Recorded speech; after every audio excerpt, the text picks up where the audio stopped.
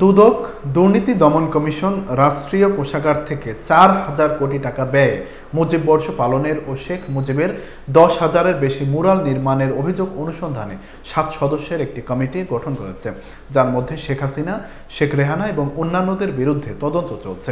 এদিকে শেখ হাসিনা ও তার পরিবারের সদস্যদের বিরুদ্ধে ক্ষমতার অপব্যবহার ও অনিয়মের মাধ্যমে রাজউকের পূর্বাচল নতুন শহর প্রকল্পে প্লট বরাদ্দ নেওয়ার অভিযোগ করা মামলার অভিযোগপত্র গ্রহণের শুনানি আজ 9 এপ্রিল শুরু হতে যাচ্ছে।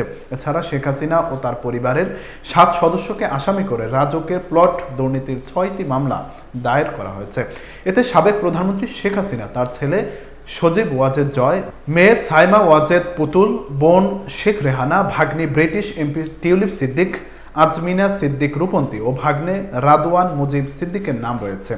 মামলার শুনানি শুরু হলে বিচার প্রক্রিয়া শুরু হবে এবং আসামিদের বিরুদ্ধে অভিযোগ গঠনের মাধ্যমে তদন্ত এগিয়ে যাবে।